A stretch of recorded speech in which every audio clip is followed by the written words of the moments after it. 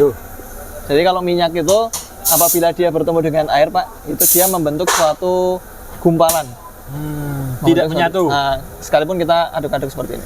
Minyak rem sendiri sebenarnya bukan minyak. Minyak rem bukan minyak ya? Bukan minyak. Nah, kita coba yang terakhir nih. Ini kita coba. Sama-sama yang dotri ya. Dotri ya. Bisa masuk.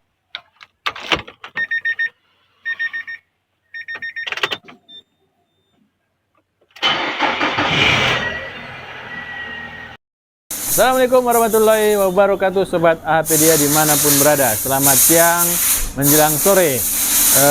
Seperti biasa, kami hadir bersama tim AHA Motor membuat konten-konten yang insya Allah bermanfaat buat kita semua, agar kendaraan kita ini bisa lebih awet, dan kalaupun memang harus ada perbaikan, dengan mudah bisa terselesaikan bersama tim AHA Motor ataupun dengan bengkel-bengkel yang lain.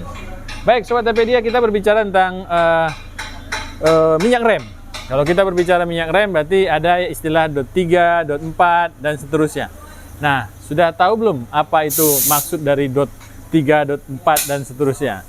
Nah, kali ini kita akan bahas kontennya bersama Mas Hardi. Apakah boleh kita menggunakan minyak rem yang tidak sama? Ini kan memakai yang dia bilang di sini wajib gunakan yang .3. Nah, bagaimana kalau kita menggunakan .4? Nah, dan bagaimana kalau kita tidak punya minyak rem di jalan karena ada kebocoran?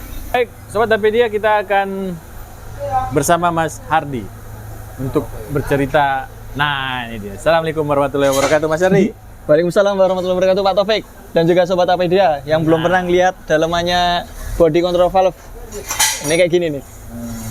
Kayak labirin ya? Labirin ya? Ya, kira-kira kalau si A dari sini kalau mau ke pasar malam lewatnya mana, Pak? Gimana Pak Taufik kabarnya? Baik, alhamdulillah Mas Hardi. Nih, kita mau buat konten tentang ini, Mas. Minyak rem. Oh, minyak rem? Iya. Kenapa tuh minyak rem? Nah, kan kita selalu berbicara tentang rem ya. Oh, ini sambil minyak rem. Nah, nih. Tetapi kita nggak pernah ngebahas tentang minyak rem. Kan ada istilah .3, .4, dot. Iya, betul. Nah, jadi apa sih Mas minyak rem itu? Seperti apa cara kerjanya dan dia terbuat dari apa sih? Ya, Pak Taufik, perlu kita ketahui bahwasanya dot itu adalah titik, Pak. Dot titik, iya benar ya. Jadi kalau polkadot banyak titik. Ya, ini Pak Taufik, kita sebelum membahas masalah minyak rem, nah kita bahas dulu bahwasanya sistem pengereman itu akan lebih baik apabila dia yang mendorong itu adalah suatu cairan yang dia tahan terhadap panas. Karena kenapa? Ketika rem ini kan sebenarnya kan dia kan mengandalkan gesekan, Pak. Ya, betul. Jadi tidak ada suatu pengereman yang tidak menggunakan gesekan. Mungkin ya. Iya. Iya kan? Saat ini ya. Simulasinya saat ini. Mungkin besok masa depan nggak gitu kan? Nggak gitu kan ya. Oke, untuk saat ini rem itu ketika dia melakukan pengereman pasti ada gesekan. Medan yang bergesekan atau objek yang bergesekan itu adalah yang pertama cakram atau tromol. Cakram seperti ini, kalau tromol sisi sebelah luarnya. Berikut dengan kampas. Nah, kampas ini ada yang mendorong sehingga dia mengakibatkan menghimpit yang namanya cakram. Sehingga cakram yang tadinya muter seperti ini. Kalau misalnya ini anggap aja tangan saya ini piston, Pak.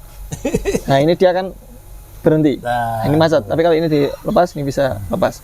Nah, ini yang mendorongnya ada namanya piston. Nah, piston yang mendorong itu adalah tadi yang kita sebutkan cairan. Nah, di sini di dalam selang sini, ini ada selang fleksibel, ada pipa. Jadi kalau pipa ini yang biasanya berhubungan dengan bodi. Karena pipa itu lebih kuat. Kalau untuk selang itu kan dia lebih fleksibel. Kayak gitu. Sebenarnya yang paling bagus adalah pipa. Tapi pipa ini nggak bisa fleksibel karena ini kan kalau ketika dia ngerem atau ketika roda ini dia belok kanan kiri, ini akan menyesuaikan pergerakannya. Jadi ini harus fleksibel. Nah, ketika dia minyak rem ini tadi ada di dalam selang ini dia tertekan dari atas, master itu dia menekan, kemudian dia masuk ke dalam bawah piston yang ada di sini di kaliper, itu dia mengakibatkan kampas ini menjadi tertekan.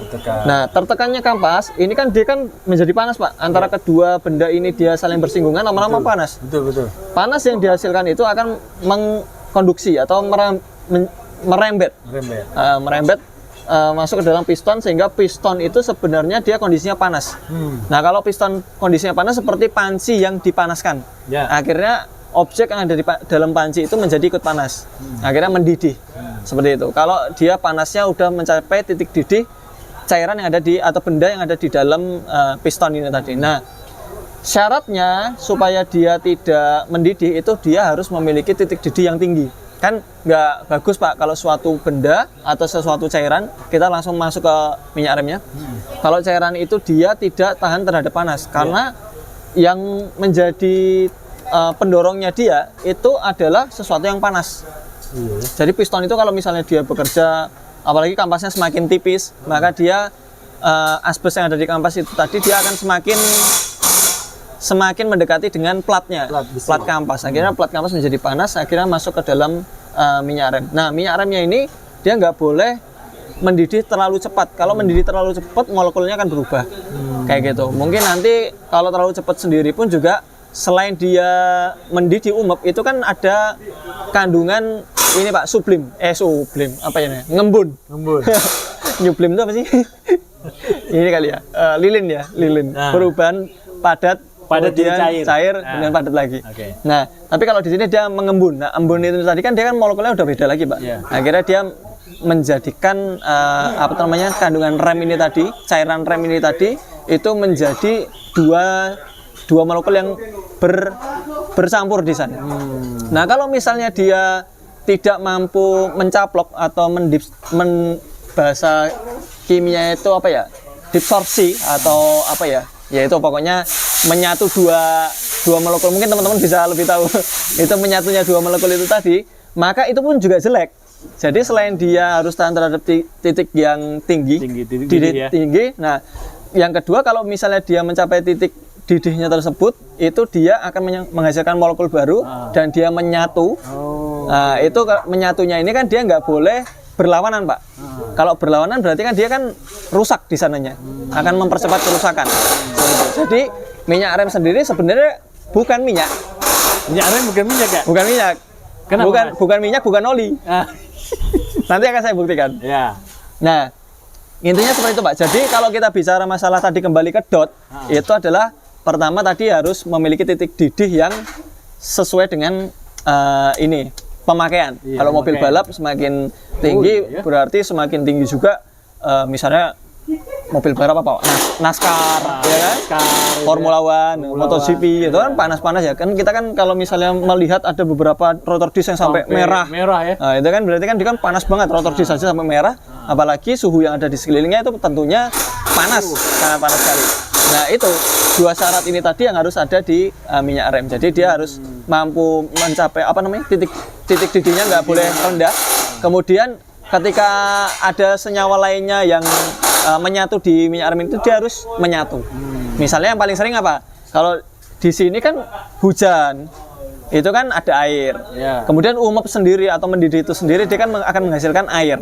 Embunnya itu kan air, Pak. Nah, sehingga si air ini tadi harus bisa menyatu sama si cairan rem ini tadi. Yang kita biasa sebut minyak rem.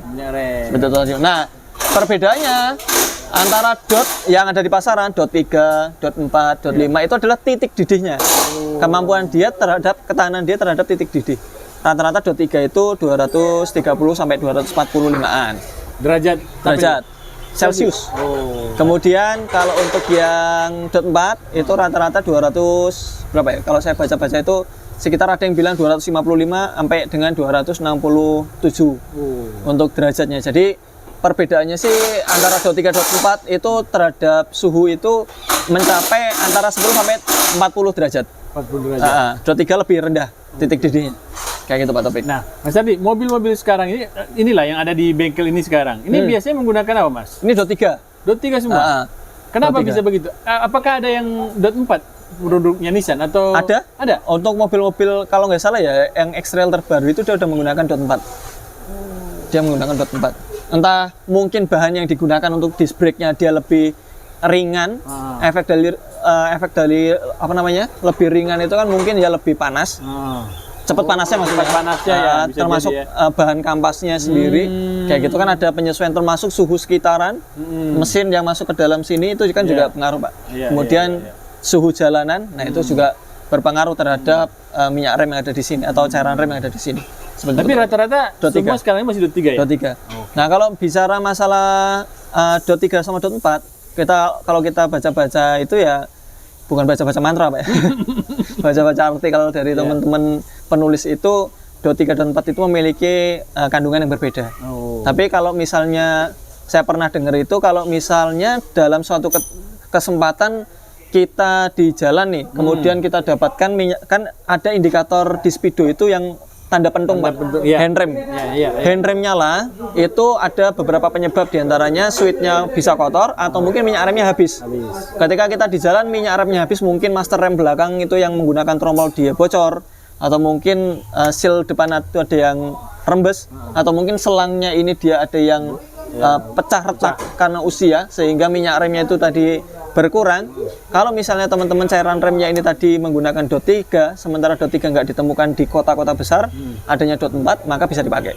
Sebaliknya dot 4 nggak bisa pakai dot 3, kayak gitu, karena karakter dari mobilnya itu sendiri. Dia kalau misal dot 3 bisa dioplos dot 4, tapi kalau dot 4 nggak bisa pakai dot 3, kayak gitu, meskipun dalam keadaan urgent ya, kayak gitu. Nanti kekhawatirannya adalah bisa di sealnya, bisa di pistonnya, nanti kinerjanya menjadi, ya itu perlu penelitian.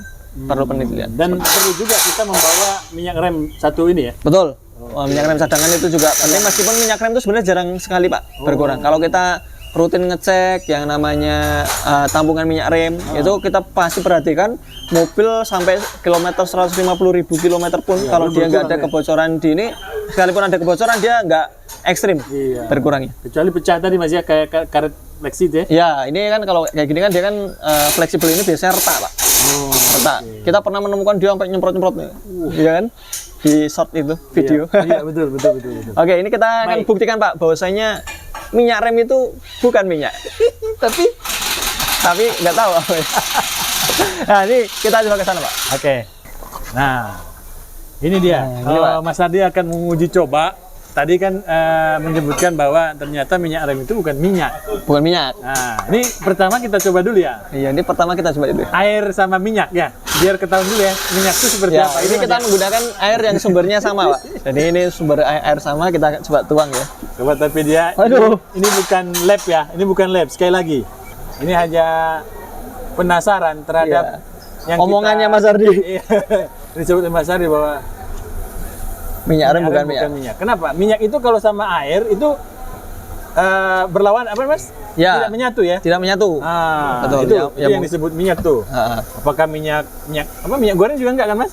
Enggak, Pak. Enggak menyatu, Pak. Enggak ada yang menyatu sama air. Nah, ini coba kita lihat. Ini ada beberapa merek minyak rem ya. Ini saya pakai. Ini sudah dot berapa, Mas ini? Ini ada 2 merek. Ini ada Fuso. Dot 3 semua ya? Dot 3 semua. Oke. Kita nggak punya yang dot 4, Pak, sayang. Nah, ini Mas Ardi pakai oli nih. Berarti untuk gantinya minyak ya? Mas Ardi pakai oli. Nah, sekarang kita tes olinya dulu nih. Olinya dulu apa minyaknya dulu? Oh iya, minyak. Minyaknya dulu aja. Yang dikatakan minyak rem. Ya sebenarnya kenapa disebut minyak? Karena mungkin licin, Pak. Licinnya ya kayaknya. Licinnya, jadi memang apa namanya, cairan ini ada campurannya kali itu. Iya. Ini sangat licin. Ini akan kita buktikan di air bahwasanya ini bukan minyak. Kita coba deg-degan nih. Kita coba yang minyak dulu, Mas, biar ketahuan, mengingat kembali dulu. Mengingat. Benar nih, ini dulu. Iya, kita coba dulu. Nggak apa-apa nih. Iya. Nah, nih. Tuh. Jadi kalau minyak itu apabila dia bertemu dengan air, Pak, itu dia membentuk suatu gumpalan. Tidak menyatu. Nah, sekalipun kita aduk-aduk seperti ini. Dan kalau dia lihat dari samping, berat jenisnya minyak dengan air itu lebih berat, cenderung lebih berat mana, Pak? Kalau yang kita lihat di sini. Yang di atas berarti ringan kan? Iya. Berarti harusnya minyak itu kan lebih berat ya harusnya. 1 liter minyak dengan 1 liter air kan berat 1 liter minyak, Pak. Harusnya lebih berat. Tapi karena ini dia jumlahnya sedikit, akhirnya dia di atas. Kalau berarti kalau banyak sama-sama. Ini kan dia buktinya sebagian kecilnya ada yang turun di bawah. Turun ke bawah ya. Oh iya, betul ya. Baik. Oke. Nah, ini minyak ya, mengingatkan kembali praktek dulu waktu SD ya. Ini minyak rem, Pak. Nah, ini minyak rem nih. Minyak rem. Ini cairan rem. Cairan rem. Kita lihat ya. Oke, kita lihat ya. Ini mudah-mudahan nyampur. Nyampur atau pisah?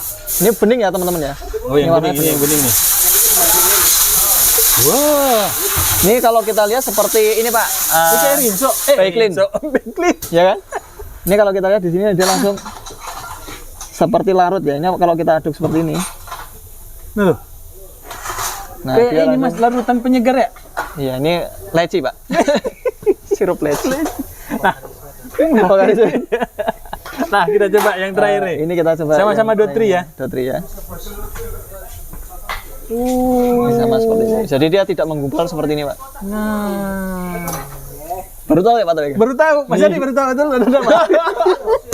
Nah, kenapa gini Pak? Oke. Kita membicarakan seperti ini, kenapa? Karena kebanyakan yang kita temukan di piston itu kan piston itu kan kalau kita ngelepas seal kit, Ya. seal kitnya pistonnya kita lepas, kalau kita cuci dengan menggunakan air, itu dia tidak meninggalkan apa namanya sejenis kayak Minyak. lengket minyak-minyak di medannya, tapi dia meninggalkannya seperti karat. Oh iya. Ya. Jadi karat itu mungkin ya yang didapatkan dari kotoran yang menempel di area piston, mungkin karena sealnya dia udah sobek, kemudian juga dia dikarenakan panas.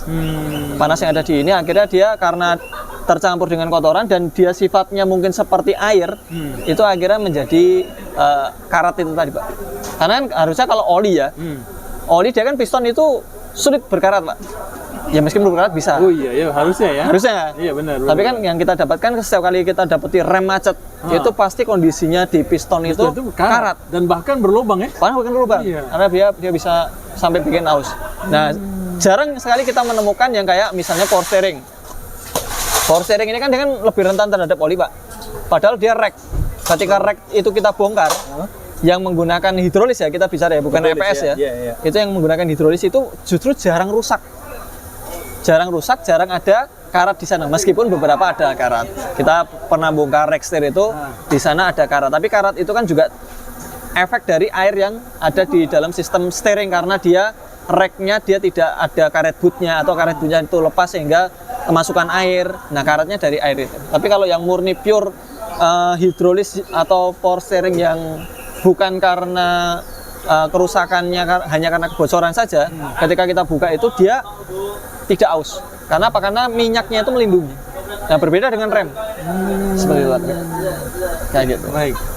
Padahal sebenarnya hidrolis juga banyak menggunakan karet-karet juga ya Mas ya? Banyak menggunakan karet, tapi kan di sana ketika dia boot rack-nya itu dia sobek, boot rack itu kan yang membungkus rack end atau long tirut. Nah itu ketika dia sobek maka dia air akan masuk ke sistem rack. Kemudian di sekeliling seal-nya itu tertempel kotoran sehingga mengakibatkan karat. Nah karatnya itu di situ. Oke. Kalau untuk yang pure dari olinya yang membuat karat itu enggak. Dan bahkan saya membongkar ABS sekalipun, motor ABS itu kita bongkar itu saya mendapatkan karat. Karena apa? Kenapa minyak rem harus kita ganti 40 sampai dengan maksimal 80.000 km sekali? Karena kalau sudah ada molekul air, itu kan tercampur seperti ini Pak Taufik, itu kan titik didihnya menjadi turun Pak. Titik didihnya yang harusnya tadi kita katakan 230-an, itu mungkin karena ada air mungkin beberapa persen, dia menjadi turun 150, 160 itu udah mendidih. Nah akhirnya itu yang mengakibatkan piston itu menjadi cepat rusak atau berkarat. Nah, gitu, Baik. jadi sekitar 40.000 sampai biasanya di dealer resmi ya. Kalau kita bicara periodical maintenance service-nya, 40.000 km itu harus kuras minyak rem. Kuras minyak rem. Cuman kalau di kita biasanya 60 ribuan lah kita masih bisa toleransi kan. Tapi setiap kali kita ganti minyak rem itu tujuannya adalah merefresh kembali. Jadi di dalam sistem rem itu tadi yang dia mendapatkan panas berlebih dari kampas remnya, kemudian minyak atau cairan rem yang ada di area piston itu tadi pasti akan jenuh Pak. Jenuhnya seperti ini. Nah itu akan mengakibatkan kemacetan di piston. Ini kalau sudah terlalu banyak air ya? Iya betul. Oke. Jadi kalau dia airnya sedikit, mungkin dia belum sampai seperti ini nih. Iya. Baik. Mas Adi, bisa Ya, Pak. diberikan kesimpulan di video kita kali ini? Biasanya kan tips, kalau ini kesimpulan. Kesimpulannya adalah Oke. brake fluid. Nah. Ya, dengan brake fluid itu kan si orang-orang Inggris nggak bilang ini minyak rem. Oli ya? Nggak bilang ya? Bukan brake oil. Iya benar. Dia Tapi bilangnya brake fluid, cairan rem. cairan rem bukan termasuk minyak. Ah. Menurut saya yang sedikit ilmu. Tapi ternyata begitu dibuktikan ya memang sudah. Dan kita kalau bongkar-bongkar rem piston itu kita bersihkan, membersihkannya jauh lebih enak daripada membersihkan rek. Oh iya. Kalau benar rek ya. itu kita bersihkan itu agak susah karena banyak sekali vaselin dan juga minyak power steering yang ada di sana. Tapi kalau piston rem ini dibersihkan dengan Pakai air aja ya? dan juga sabun sedikit aja. Iya itu benar, udah keset. sabun. Seperti itu, Pak Taufik. Baik, Mas Adi sedikit. Kalau kita berbicara tentang teknologi hidrolik yang menggunakan hidrolik, di dalam itu oli atau minyak rem? Yang mana dulu nih? Hidrolik itu maksudnya untuk menekan ya? Iya benar. Itu adalah kan tidak hanya rem kan ya? brake fluid biasanya. Oh, Brake fluid. Jadi kecuali yang kayak misalnya kayak ini. apa namanya alat pres kita, itu dia pakai oli ATF. Oh, pakai oli kalau ini apa ekskavator? Eskavator ya ada juga. Saya nggak nyampe ke sana ilmunya Pak, belum bisa menyimpulkan. Baik. Ya seperti itu Pak Taufik. Semoga video yang aneh ini bisa diterima oleh teman-teman dan juga di-share dan juga ada pro kontra di dalam kolom komentar Iya, mana tahu biasanya kan ada teman-teman kita nih yang terbiasa dengan lab ya. Iya. Nah, dia akan bercerita. Ayo, kawan-kawan Sobat Apedia yang biasa di lab, baik itu lab otomotif atau mesin, nah silakan berikan pengalamannya dan penjelasan lebih lagi ya, Ya, buat kita dan Sobat Apedia. cairan rem ini tadi. Nah, ini tidak dikatakan minyak, Pak, tapi cairan. Oh iya ya, cairan, bukan minyak. Oh, ternyata ini minyak. Baik, terima kasih Mas Ya, Adi. terima kasih Pak Taufik. Semoga video dari kami bermanfaat. Assalamualaikum warahmatullahi wabarakatuh. Waalaikumsalam warahmatullahi wabarakatuh.